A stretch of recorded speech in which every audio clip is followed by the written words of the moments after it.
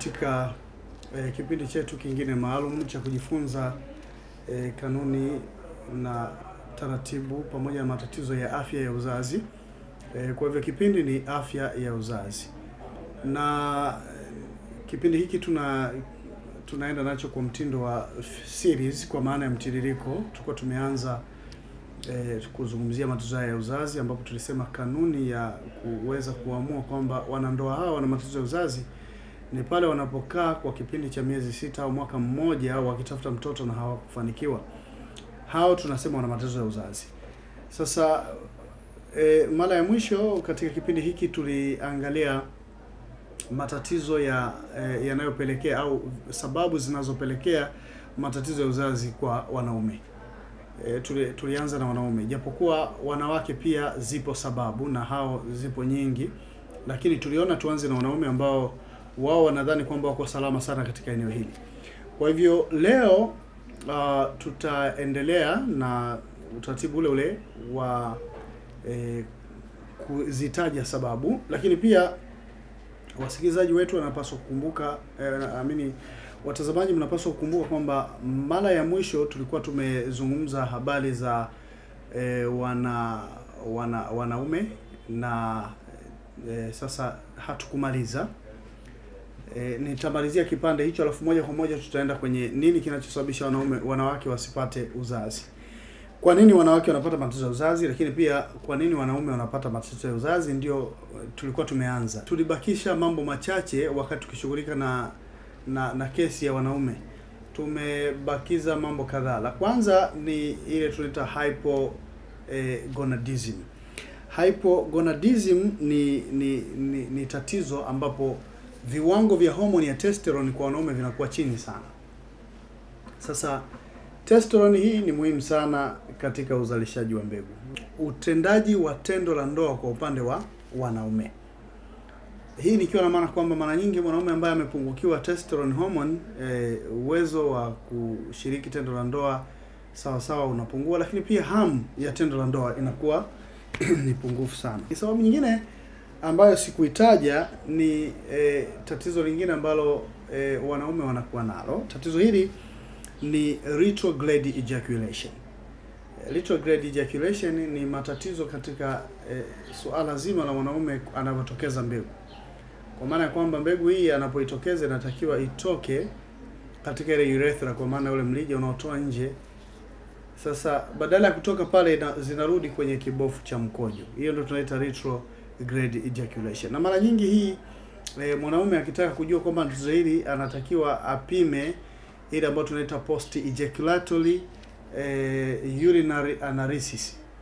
Yaani akisha kushiriki tendo la ndoa ametokeza mbegu, ndipo anapima sasa mkojo wake kuona kwamba kama kuna chembe za mbegu mle ambazo zitaonyesha wazi kwamba mwanaume huyu ana tatizo la retrograde ejaculation. Kwa hivyo mbegu badala ya kwenda katika uke zinatumbukia katika kibofu cha mkojo. Hiyo ndio tunaita retrograde ejaculation. Haya ni baadhi ya mambo tu ambayo nilikuwa sijayazungumza katika wiki iliyopita, au niseme katika kipindi kilichopita, lakini leo tuko upande wa wanawake. Wakati nakamilisha hii sehemu ya wanaume, nataka mfahamu hivyo tu kwamba tutazungumzia sababu zinazopelekea wanawake kutokuwa na uzazi. Mwanaume akitokeza mbegu kwa mara moja, tunasema kwamba ni muhimu hizo mbegu, 75% ya hizo mbegu atakazotokeza ziwe hai, lakini 30% ziwe zina uwezo wa kuogelea vizuri, na 20% ziwe na maumbile sawa sawa. Kwa hivyo tunaona kwamba hizi zote ni factor. Haya ni mambo ambayo ni ya muhimu sana katika kuhakikisha au kugarantii kwamba mwanaume anatokeza mbegu zenye ubora wa kurutubisha yai la mwanamke. Sasa tuende kwa wanawake. Wanawake wanayo mengi, lakini nataka nianze na hili la kwanza. La kwanza kwa upande wa wanawake ni suala la mwanamke kuwa na tatizo katika mirija yake. Tunaita fallopian tube blockage. Mirija hii ya uzazi inaitwa fallopian tubes, au inaweza kaitwa salpinges, wengine wanaita oviducts.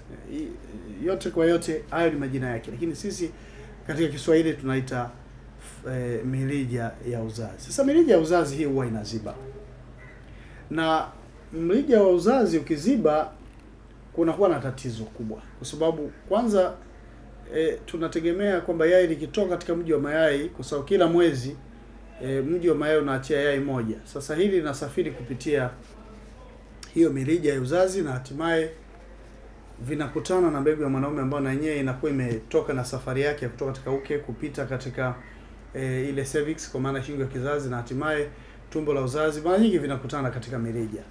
Kwa hivyo utaona kwamba kwa upande mwingine mirija hii inaruhusu mbegu kupenya, na kwa kutokea upande mwingine inaruhusu yai kupita. Sasa ikiziba, maana yake huu mkutaniko kati ya yai la mwanamke pamoja na mbegu ya mwanaume itakuwa si kitu rahisi sana. Na mirija inasababisha asilimia kubwa sana ya matatizo ya uzazi kwa upande wa wanawake. Wanawake wengi ambao wanakuwa na matatizo haya mara nyingi unakuta anakuwa na matatizo ya mirija. Lakini sasa mtu anaweza kuuliza kwamba kwa nini mirija huwa inaziba? Kwa nini mirija inaziba? Mirija inaziba kwa sababu ya mambo kadhaa. Kitu cha kwanza ni maambukizi, tunaita infection. Infection ni pale vimelea wa magonjwa wanapoingia katika viungo vya uzazi na hatimaye kuprotrude, kupenya na kuingia kule kwenye mirija ya uzazi. Mara nyingi wakishaingia kule mirija ya uzazi katika ule mtindo wake wa kujihami na wale vimelea, inatengeneza inakuwa inflamed, inavimba. Ikishavimba mle ndani kinachojaa mara nyingi ni damu au maji fulani katika ile hali ya mwili kujihami. Matokeo yake inatengeneza kitu kinaitwa adhesions. Adhesions ni aina fulani ya makovu ambayo yakishakaa namna hiyo yanafanya ule mrija unaziba. Na mara nyingi vimelea hawa ni wale ambao wanatokana na magonjwa ya zinaa. Magonjwa haya ya zinaa nikiyataja ni gonorrhea ambao kwa Kiswahili tunaita kisonono, lakini pia kuna ugonjwa mwingine tunaita chlamydia.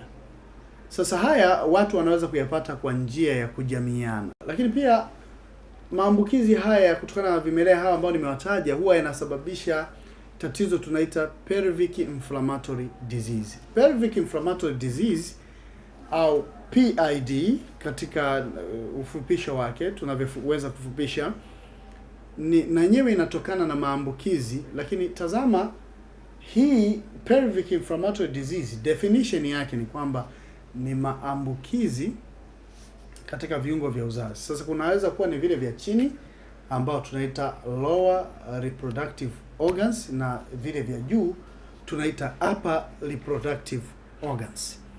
Sasa viungo hivi vya chini vinajumuisha uke wenyewe, lakini pia cervix kwa maana ya shingo ya kizazi. Wakati sehemu ya juu kwa maana ya upper reproductive organs inaundwa, yani viungo vile vya sehemu ya juu vinaundwa na mji wa mayai kwa maana ya ovaries, lakini pia mirija, fallopian tube na uterus ambao ni tumbo la uzazi au wengine wanasema mji wa mimba. Sasa maambukizi sehemu yoyote katika hizo sehemu nilizozitaja, iwe ni katika uke, iwe ni katika cervix, iwe ni katika tumbo lenyewe la uzazi, iwe ni katika mirija au katika mji wa mayai, hii yote inasema kwamba mwanamke huyu ana tatizo la PID. Kinachofanyika ni kwamba baada ya maambukizi kufanyika, mwili katika kujihami unavimba, kwa maana kwamba damu maji yanaweza kuwa yamejaa katika sehemu iliyoathirika, wakati fulani hata usaa. Ndio maana tunasema kwamba mwanamke anapojisaidia haja ndogo alafu vinatoka vitu kama vya maziwa hivi, anapata ile milk discharge, si habari njema sana. Anahitaji kupata vipimo haraka sana, kwa sababu inaweza kuwa inamaanisha kwamba mwanamke huyu ana matatizo ya uzazi. Hii ni sababu ya moja kwa moja. Sasa kwa sababu hiyo tunachoshauri ni kwamba mara nyingi ukiona kunatoka hivyo vitu, inawezekana kabisa ukawa na pelvic inflammatory disease na inasababisha matatizo makubwa sana. Lakini kingine ni kwamba aina hii ya matatizo, dalili nyingine ni pale mwanamke anaposikia maumivu makali sana wakati anapokuwa katika siku zake. Mwanamke anakuwa na maumivu makali sana anapokuwa katika siku zake, lakini hata wakati mwingine hata kama hayupo katika siku zake, mwanamke anaweza kusikia maumivu makali sana. Tatizo hili la PID linaathiri wanawake wengi sana, na kama nilivyosema ni maambukizi kwa sababu ya issues za mambo ya usafi. Wanawake ni wasafi ndio, lakini wakati fulani wanaweza kupungua katika viwango vya usafi ambavyo mwanamke anatakiwa kuwa navyo kwa mujibu wa maumbile ya mwanamke, lakini pia kanuni za usafi. Kwa mfano tunasema kwamba mwanamke asioshe uke pamoja na ile njia ya haja kubwa kwa wakati mmoja. Kwa wakati wa kutawadha, hiyo ni kanuni ambayo inahitaji kuzingatiwa. Inatakiwa aangalie kushughulika na uke akamaliza ndipo aende sehemu nyingine. Vinginevyo anaweza kuhamisha vimelea ambao wanakuwa wengi sana katika njia ya haja kubwa wakaingia katika reproductive tract, yani katika njia ile ya uzazi. Kwa hiyo PID na yenyewe mtu mara nyingi akiwa na pelvic inflammatory disease, hiyo inapelekea pia mirija kuweza kuziba.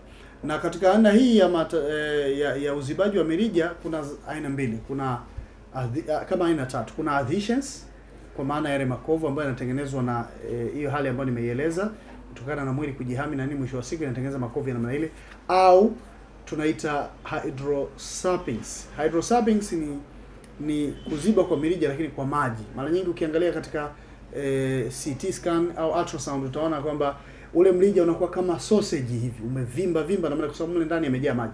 Na maji yakijaa katika mrija maana yake yai haliwezi kusafiri, lakini pia mbegu, kama huu mrija uliziba huku mwanzoni kwenye uterus, mbegu haiwezi kusafiri kukutana na yai la mwanamke. Kwa hivyo sio rahisi mwanamke kupata ujauzito. Na nimeeleza habari ya kwamba kuna mambo matatu. Kitu kingine ni ile tunaita scar tissues. Scar tissues ni sababu nyingine ambayo inatokana na upasuaji katika eneo hili la mirija. Wakati fulani mirija hii inaweza kufanyiwa kitu ambacho tunaita tubal linastomosis au tubal ligation, ambapo madaktari baada ya kupima wakagundua kwamba sehemu fulani ya mrija imepata athari, wanakata. Alafu wakishakata inaondolewa ile sehemu isiyofaa. Hizi sehemu mbili ambazo ziko salama zinaunganishwa namna hii. Sasa zikishaunganishwa zinatengeneza makovu ambayo tunaita scar tissues. Haya makovu mwisho wa siku yanaziba ule mrija, kwa hiyo si rahisi mawasiliano kati ya yai la mwanamke ambalo linakuwa linatoka kila mwezi mara moja, lakini pia mbegu ya mwanaume ambayo inatakiwa kwenda kurutubisha, si rahisi kukutana. So kunakuwa na barrier, kunakuwa na uzibaji huu wa mirija. Kuna hili ni somo ni pana kwa sababu kuna namna ya uzibaji, kuna ile aziba mwanzo, kuna katikati, kuna mwisho ambako ni kuelekea mayai na tabia zake na kadhalika. Kwa hivyo utaona kwamba operation katika viungo vya uzazi hasa mirija hatuipendekezi. Ijapokuwa wakati fulani mwanamke atalazimika tu afanyie operation. Kwa mfano, wanawake ambao wanakuwa na ile ectopic pregnancy, kwamba ujauzito umeota nje ya tumbo la uzazi. Mara nyingi huwa inaota kwenye mirija mle. Sasa kitokea hivyo na ikagundulika kwamba kwa kweli inatakiwa igundulike mapema, kwa sababu ikichelewa ule mrija unapasuka. Pasuka, ile ndio tunaita life threatening case. Ni tatizo ambalo linahatarisha maisha ya mama. Mtoto aliyetungwa ujauzito kwa namna hii, huyu hawezi kuwa mtoto kwa namna yoyote. Kuna mambo mawili. Kama mwanamke akiwahi sana, akigundua mapema kwamba ujauzito umetunga nje ya tumbo la uzazi, ni rahisi kumpatia dawa zikaondoa zile tissues, yani yule kiumbe akatoka kwenye mirija. Lakini akichelewa, hakuna namna, lazima kufanyia operation. Nataka kusisitiza, lazima kufanyia operation. Na dalili zake ni kama zile za ujauzito, isipokuwa maumivu ya tumbo yanakuwa makali sana, hasa kwa upande ambao hiyo mimba imetunga. Na wakati fulani kunakuwa na matone ya damu yanatoka, wakati fulani damu kabisa inatoka. Hizo ni dalili za ectopic pregnancy. Na ikishafika hapo, maana yake kule ndani sasa ile sehemu imechanika kutokana na kule kukua kwa mtoto, sasa ndio unapata hizo blood discharge, damu zinatoka. Kwa hiyo katika kesi ya ectopic pregnancy, wanawake wengi ambao walishawahi kupata ectopic pregnancy, tunasema hiyo ni mojawapo ya sababu inayopelekea mirija ya mwanamke kuziba. Na ikiziba namna hii, ina maana unabaki mrija mmoja. Sasa mrija mmoja ukibaki, kuna mawili. Mwanamke anaweza kupata uzazi, lakini nafasi ni finyu sana. Chances ni ndogo sana. Nataka nisisitize. Na kuna wengine akiwa na mrija mmoja hawezi kupata kabisa watoto. Lakini bado tunasema mwanamke mwenye mrija mmoja, nafasi ingalipo ya yeye kupata uzazi. Kwa nini? Kwa sababu huo mrija mwingine unaweza kutokeza yai, yani unaweza upande huo, kwa sababu ni mrija pamoja na mji wa mayai, upande huo inaweza kuruhusu yai likatoka na likapita na likakutana na mbegu ya mwanaume. Lakini kama nilivyosema, na chances zinakuwa ni adimu sana, na hapa panahitaji timing. Kwa mfano upande wa wanaume, kitu kingine ambacho kinapelekea washindwe kuwapa ujauzito wanawake ni ile tunaita poor timing. Poor timing nini? Ni kwamba unashiriki tendo na mwanamke kipindi ambacho si cha kupevuka kwa yai. Yaani maana yake ameshapita, kwa sababu kwa mwezi mwanamke siku ambazo ni za mtoto hazizidi 6. Zinakuwa 6 7 hapa. Haziwezi kutoka kwenye 7 hapa. Ambapo siku bora za mtoto zinabaki kuwa ni 2 tu. Hizo ndio siku bora wakati mwanamke anakuwa kwenye peak fertility, wakati yai ndio linatoka. Hiyo ndio siku bora ya mtoto. Na labda tu kwa ajili ya kuwaibia wasikilizaji wangu siri ni kwamba siku yai inapotoka ukishiriki tendo kunakuwa na nafasi kubwa sana ya kupata mtoto wa kiume. Kwa kanuni ya kuchagua mtoto inategemea na vitu kama hivi, lakini hilo ni somo linalojitegemea. Kwa yule ambaye anataka kuchagua mtoto kwa kufuata zile kanuni za kuongeza chance ya mbegu ya mwanaume kurutubisha yai la mwanamke na hivyo kupatikana mtoto wa kiume. Sasa hii ni elimu ambayo unahitaji kuipata kufika katika vituo vyetu. Namba unaweza kuziona hapo chini, namba ambazo zinahusika na kila mkoa. Pale Mwanza tuna kituo, Arusha tuna kituo, lakini pia Mbeya tuna kituo kikubwa sana kwa sababu kinachukua kanda yote ya Southwest Tanzania. Eneo lote lile, yani la kusini magharibi mwa Tanzania. Lakini pia Arusha inachukua sehemu yote ya kaskazini, na eneo la maziwa makuu kule tunasema Nyanza region. Kuna kituo tumeweka, kwa tumejaribu kuweka kwa kanda, na hapa Dar es Salaam ni Southeast yote inakuwa hapa. Kwa hiyo hapa pia mnaweza mkapata ushauri pamoja na matibabu. Kwa hivyo ukitaka kujua namba ya mkoa wako, angalia kwenye screen hapo, utaona namba zikipita. Chukua kwa umakini kabisa, zinapita mara kwa mara, kwa hiyo usiwe na haraka, nukuu namba yako kwa uzuri. Kwa hivyo ukitaka kufika katika vituo vyetu unaweza kuzingatia kanuni hiyo hapo. Na sasa nirudi katika hoja hii ya mirija kuziba. Nimeeleza habari ya maambukizi, nimeeleza habari ya PID, lakini pia nimeeleza kwamba wanawake ambao wamewahi kupata ectopic pregnancy mirija inaweza kuziba. Lakini kuna tatizo lingine ambalo hili linahusika na tunasema kutokuiana kwa hormones, hormonal imbalance. Kwa uchache linaweza kupelekea mwanamke mirija kuziba kwa sababu inaweza kusababisha maji kutunga katika mrija wa uzazi.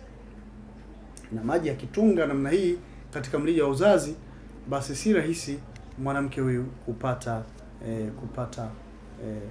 watoto. Yaani si rahisi kupata ujauzito kwa sababu mirija imeziba na maji yameziba hayo, na tusingependekeza pia operation katika eneo hili. Unapotaka kutibu kesi hizi za uzazi, operation iwe ni kitu cha mwisho kabisa. Baada ya kushindikana kabisa njia hizi za asili, ndipo labda unaweza kulazimika kufuata operation. Ninazungumza hivi nikiwa na maana kwa sababu hata wataalamu wetu wanajua hivyo kwamba mtu akishafanywa operation uzazi chances zake zinakuwa ni kidogo, hata ile 50 inakuwa haifiki, ambayo ni nusu ya 100%. Kwa hiyo chances zinakuwa very slim, zinakuwa kidogo sana, na ndio maana hatupendekezi. Tunahitaji hata mirija hii kuweza ku-unblock ile mirija naturally katika namna ya asili.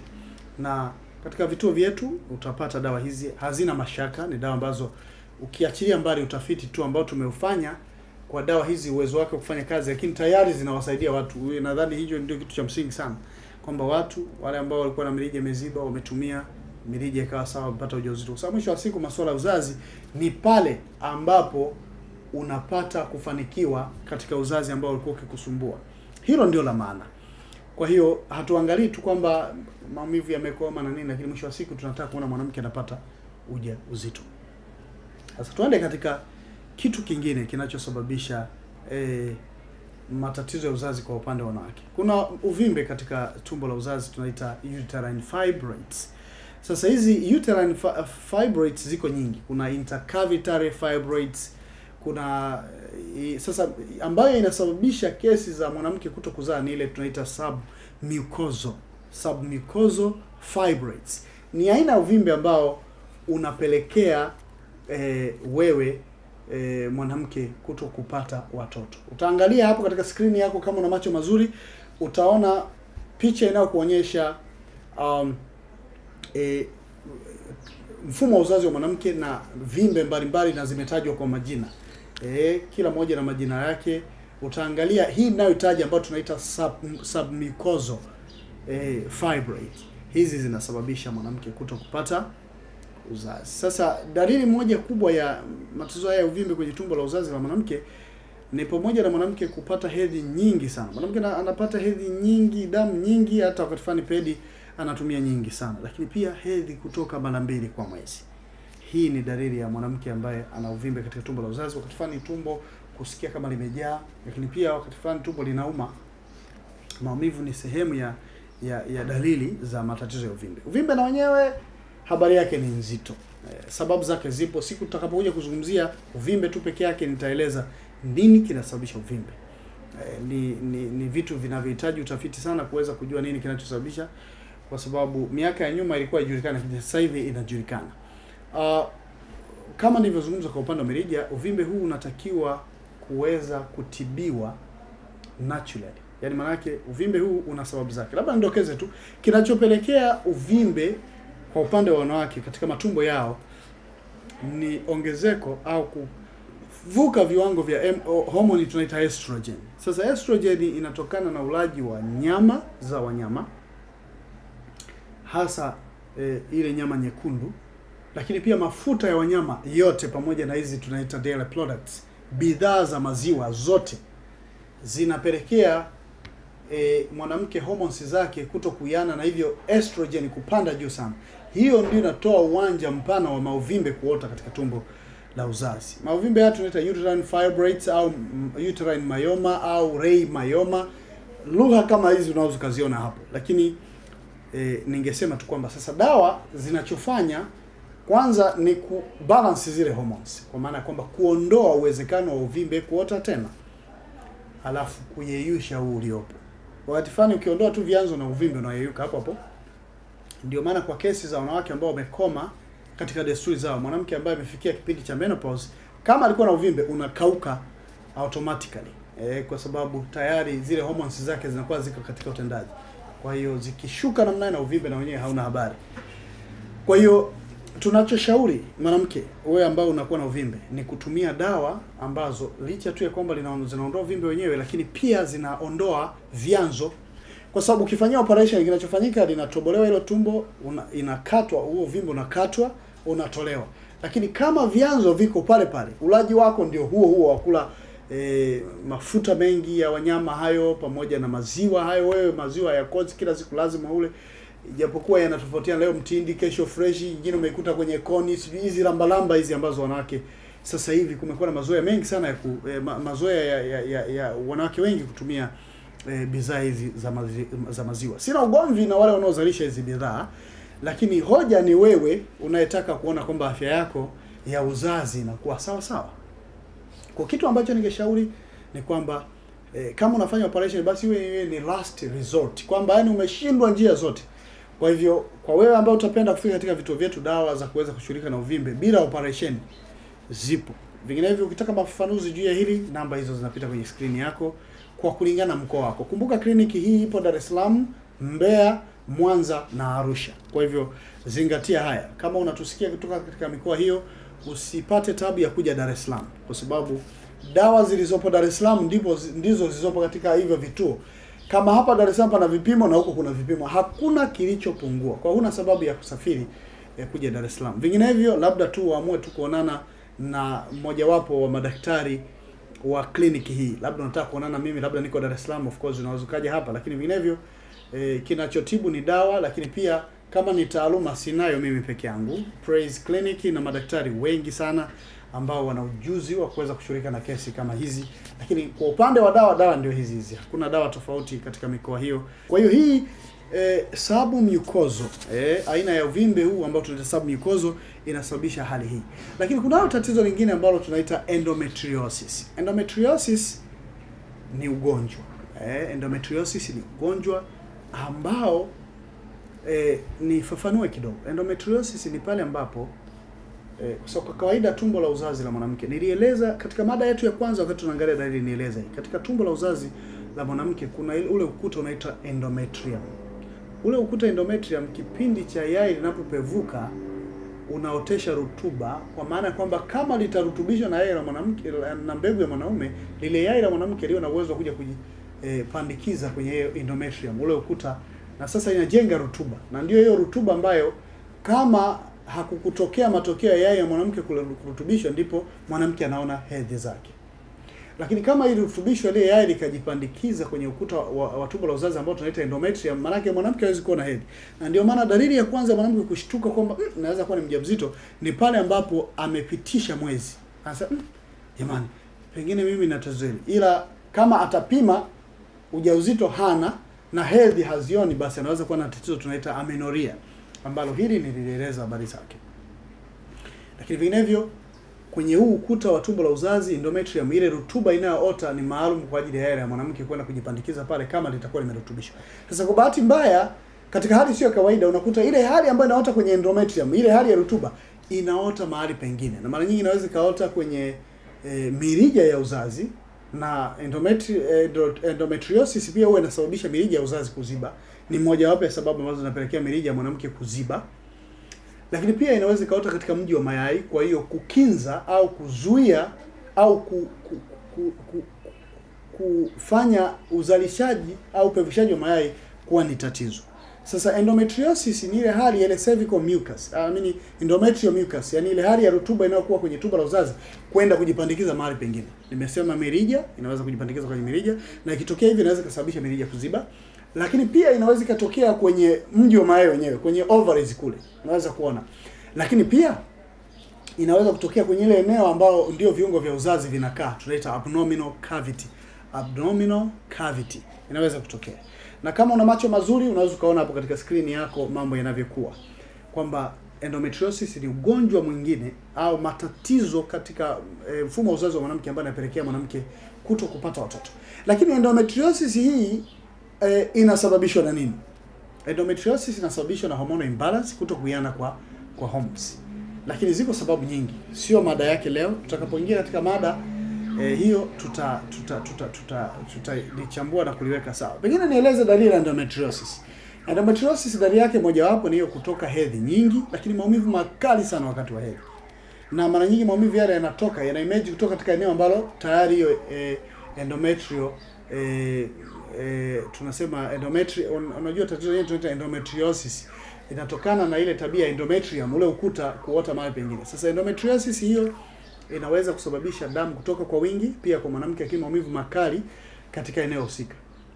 Wanawake wanaoona hedhi mara 2 kwa mwezi wanaweza kuwa na tatizo la endometriosis sambamba na maumivu ambayo nimeeleza. Na ndio maana tunashauri kwamba ni vizuri mwanamke kupata vipimo unapogundua kwamba una shida hii ya uzazi. Katika vituo vyetu vyote nimesema vipimo vipo, kwa usipate tabu. Ukijisikia kuja katika vituo vyetu, basi fanya hivyo kwa ujasiri, kwa sababu kama nilivyoeleza vipimo vipo.